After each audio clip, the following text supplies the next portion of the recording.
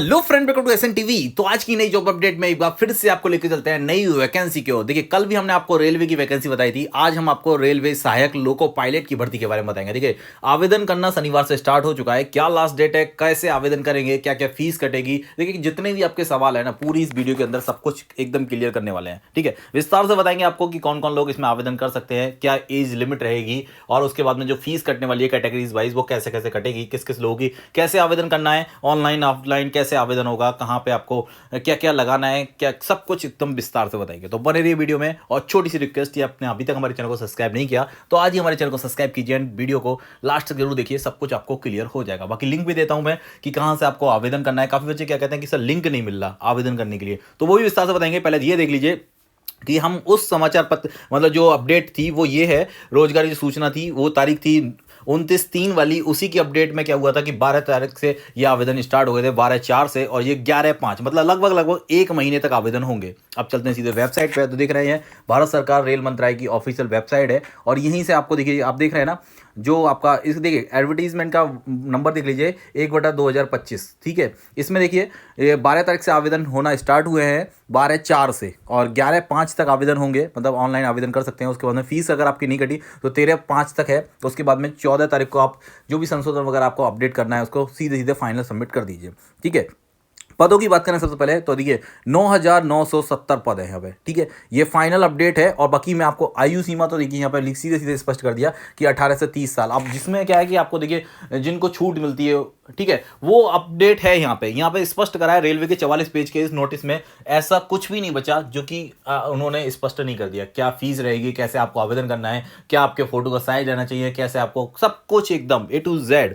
बस आपको थोड़ा सा ध्यान से इसको पढ़ना है। बाकी मैं आपको स्पष्ट कर देता हूँ। ये जो PDF है ना, वो अगर आपको नहीं मिल पा रही है तो सीधे सीधे आप आइए हमारे टेलीग्राम चैनल पर। इस वीडियो के लिंक दे रहा हूँ टेलीग्राम चैनल का, वहां से जाके उसको सब्सक्राइब कर लीजिए, फ्री ऑफ कॉस्ट है। सीधे सीधे आपको वहां से PDF फॉर्म में इसका लिंक मिल जाएगा, आराम से उसको पढ़ लीजिए। 44 पेज है, सब कुछ स्पष्ट हो जाएगा। अगर आप इस वीडियो में बने रहेंगे लास्ट तक तो मैं आपको और भी चीज़ें जो आपकी रह रहती हैं वो आपको बताता हूँ कि कहाँ से आवेदन करना है, वो उसका भी लिंक बता देते हैं। तो देख रहे हैं ना आप लोग, यहाँ पे देख लीजिए फीस अपना देख लीजिए, अलग अलग लोगों के लिए सब कुछ यहाँ पे स्पष्ट फीस है। 500 रुपये फीस है। अगर आपने एक एग्जाम दे दिया, बस एग्जाम कंडक्ट करते ही आपकी 400 रुपये अकाउंट में आ जाएगी। मतलब फीस आपको वापस कर देगा, जो भी आपका चार्जेस है वो काट के। जैसे कि 500 रुपये जनरल वालों के लिए, अनरिजर्व वालों के लिए यहाँ पे देखिए स्पष्ट दिख रहा है। तो उसके बाद में आपको फीस यहाँ पे स्पष्ट वापस कर दिएगी। उसी तरह यहाँ पे SC ST 200 250 जो भी देखिए, मैं दिखा देता हूँ आपको। आप देख रहे हैं ना, सारे नियम यहीं पे हैं। यहाँ पे सब कुछ मैंने आपको बताया था कि अगर ये 44 पेज आप पढ़ लेते हैं, अगर आपको आवेदन करना है तो आपको ऐसा कुछ भी नहीं बचेगा, चाहे आपका फोटो का रीसाइज क्यों ना हो, वो भी आपको यहाँ पे पता लग जाएगा कि फोटो को कितना साइज में आपने अपडेट करना है। तो फिर आपको किसी भी तरह की असुविधा से नहीं,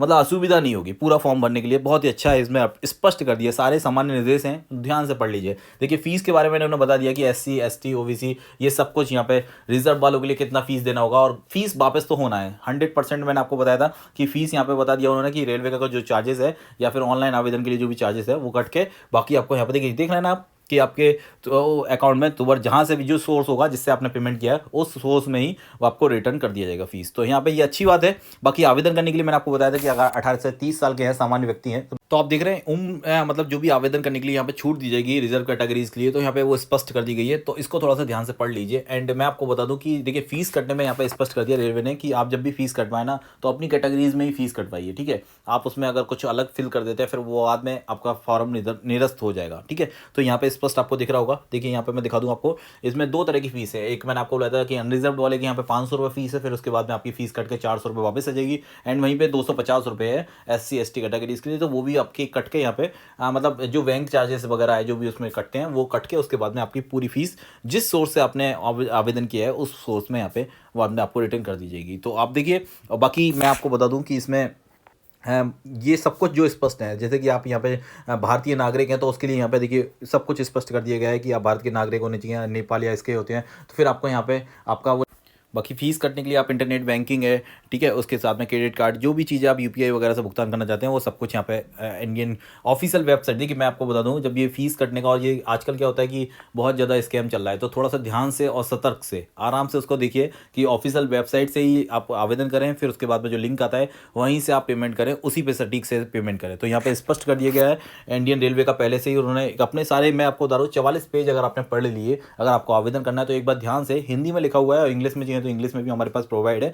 आप आराम से इसको 44 पेजों को पहले पढ़ लीजिए। जैसे ही आप पढ़ेंगे तो आपके समझ में सब कुछ एकदम क्लियर हो जाएगा कि क्या क्या मांगा गया है, कैसे कैसे आवेदन करना है, किस किस कैटेगरीज में आवेदन है, कहाँ कहाँ पे आपको आवेदन करना होगा, वो सब कुछ। और देखिए एक पद के लिए यहाँ पे एकदम स्पष्ट बता दिया गया है कि आप आवेदन कर सकते हैं, वो भी यहाँ पे ऊपर देख रहे हैं तो यहाँ पे स्पष्ट लिखा है। बाकी आपका फीस का मैं पहले क्लियर कर चुका। अब आवेदन कहाँ से करना है, तो आवेदन करने के लिए देखिए सबसे पहले चलते हैं हम वेबसाइट पे। ऑफिशियल वेबसाइट का लिंक भी दे रहा हूँ डिस्क्रिप्शन में, वहाँ से जाके आप सीधे सीधे जाइए। और देखिए सबसे पहले एक और मोस्ट बात बता दूँ मैं, इसमें नेगेटिव मार्किंग है, ठीक है। तो जो आपके अंक हैं वो मैंने बता दिया कि अगर आपने एक क्वेश्चन गलत किया है तो फिर उसके बाद में वही 1/3 वाला है यहाँ पे नेगेटिव मार्किंग इन्होंने स्पष्ट कर दिया गया है। और उसके बाद में अगर आपको पास करना है, जैसे कि टेस्ट पास करने के लिए 40% अनरिजर्व वालों के लिए, ठीक है, 40% लगभग, उसके बाद में 30% SC, उसके बाद में 25% ST, ये सब कुछ इन्होंने स्पष्ट कर दिया है। तो आप एक बार थोड़ा सा ध्यान से पढ़ लीजिए, ठीक है। जब आपका मतलब पासिंग अगर आपने क्लियर करने के लिए कम से कम उसको यहाँ पर उन्होंने बता दिया कि इतने % अगर आपके आते हैं तो आपने क्लियर किया, फिर उसके बाद में बात कीजिए कि मेरिट बनती है, जो भी चीज़ें है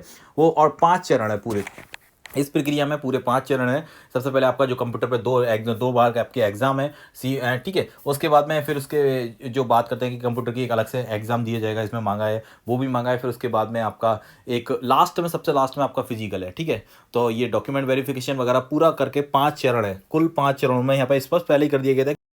उससे पहले एक बार यहाँ पे देखिए जोन वाइज ये भर्तियाँ हैं, ये सब कुछ यहाँ पे स्पष्ट है, तो इनको थोड़ा सा ध्यान में देख लीजिए कि किस किस जोन में कहाँ कहाँ से।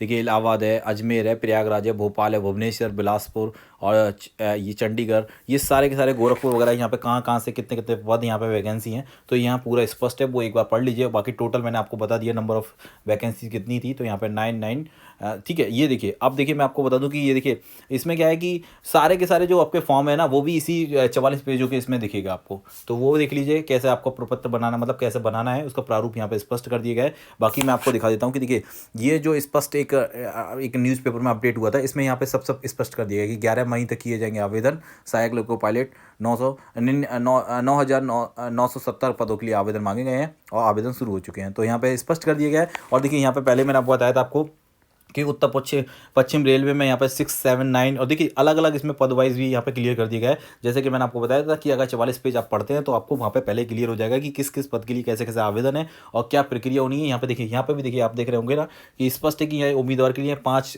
चरण में प्रक्रिया होगी, ठीक है। और पहला चरण आपका CVT का जो है, उसके बाद में CVT 2 होगा, ठीक है।